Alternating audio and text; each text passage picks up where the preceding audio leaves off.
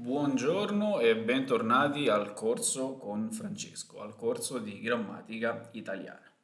Yesterday we talked about presente indicativo. We explained what a mood is, indicativo, and a tense like presente, how we conjugate it, how it works. Maybe I have to add that every pronoun has a specific conjugation. Well, I said that, but I will give you an example. For example, mangiare, this is the infinitive. We remove the suffix are and then we add a specific suffix for each pronoun. Io mangio, so we add the o, tu mangi, lui, lei mangia, noi mangiamo, voi mangiate, loro mangiano. So if we remove from mangiare the are, we have mangi, and then we have to add the ending, like io mangio, we add the o, and then the rest. But if you check a book or an online resource, you will find the table. This one just to clarify. Also, yesterday I opened on WhatsApp and Telegram a channel that is called Italian Course with Francesco Volpi. That basically it's me. So you can also see the videos there. You can receive the updates about the video. Once again, I also teach on Verbling and LanguaTalk mostly. I have like more than 4,000 classes. And also, if you want, on italki or just privately on Google Meet or Teams or whatever you want. Okay, this was a long introduction, but now let's move to today's topic. Today we're gonna talk about articolo indeterminativo, so indefinite article. We studied definite articles, articoli determinativi, illo, là, igli, le. We saw that we have a lot of them. Articolo indeterminativo is easier. We have less options.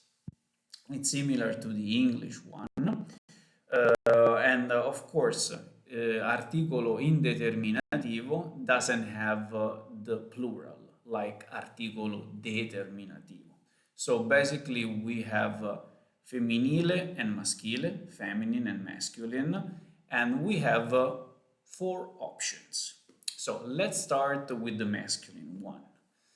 The rule says that we use the articolo indeterminativo un with singular masculine nouns starting with a consonant like cane, un cane, but also with vowels, un albero. So now you will wonder, okay, so I can use un for everything.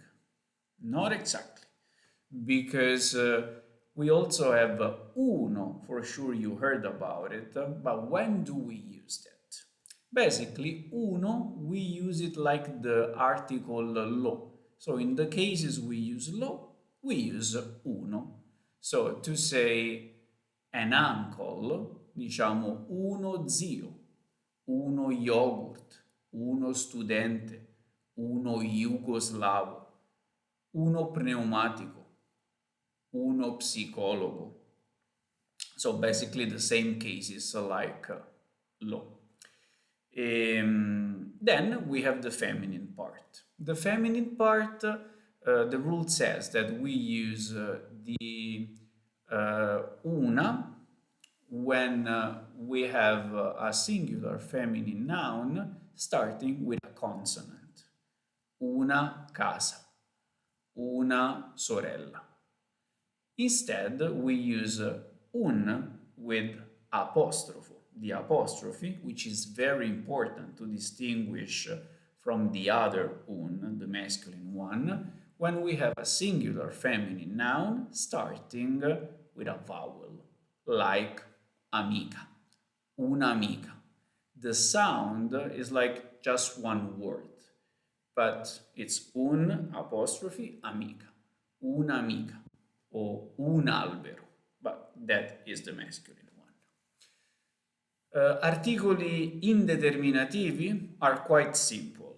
As usual, in grammar, we have to practice, we have to do exercises, and also the more the better. So, reading, doing exercises, watching videos with subtitles, and then without subtitles, listening to podcasts, of course, conversation. To master a language, you have to do everything and beyond, because the more, the better. So you can develop all the skills. I went a bit off track, but I wanted to recommend what you can do. Ok, that's all for today. Grazie mille per aver visto il video, if you watch it. And I will continue publishing other videos. In the next one, there will be another topic. As usual, if you have questions, you can send me an email, you can leave a comment, or you can write on the channel on WhatsApp and Telegram, so you can find me there. And buon fine settimana e ci vediamo presto. Ciao ragazzi.